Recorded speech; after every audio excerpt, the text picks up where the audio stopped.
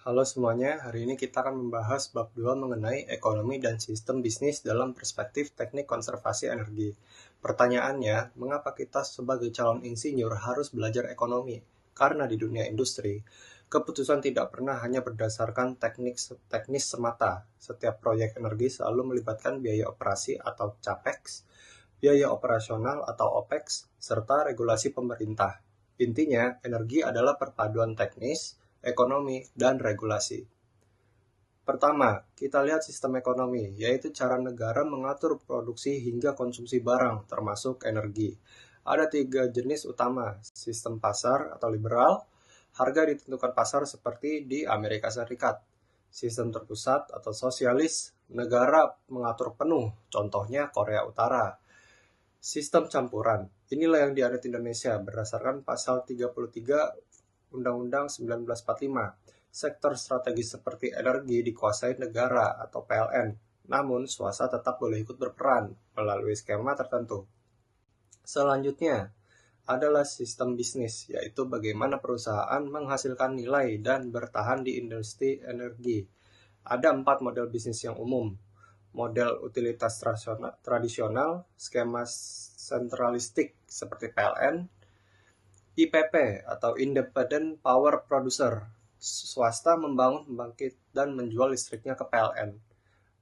ESCO, Energy Service Company, ini sangat relevan untuk kita. Perusahaan melakukan audit energi dan mereka dibayar dari hasil penghematan yang tercipta.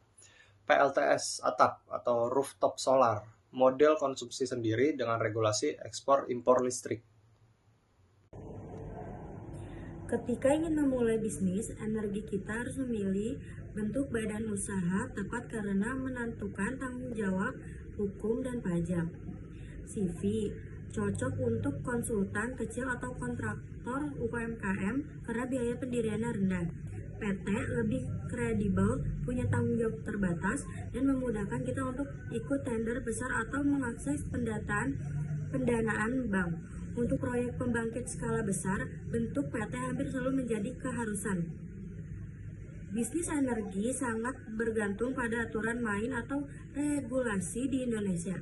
Kita punya Undang-Undang Nomor 30 Tahun 2007 tentang energi dan Undang-Undang Nomor 30 Tahun 2009 tentang ketenaga listrikan. Saat ini arahnya adalah transisi energi menuju Z0 emissions 2060.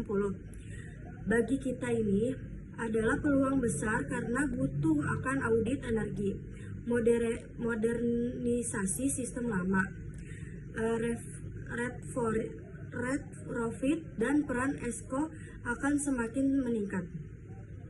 Sebagai penutup, ingatlah bahwa teknologi yang paling canggih sekalipun belum tentu layak diskusi jika hitungan ekonomi tidak masuk. Misalnya motor listrik yang sangat hemat tapi harganya 2 kali lipat dengan payback periode 7 tahun mungkin akan ditolak oleh perusahaan. Kita bukan hanya calon teknisi tapi calon manajer energi dan pengambilan keputusan. Tanpa memahami ekonomi, solusi teknis kita hanya akan menjadi ide di atas kertas. Terima kasih.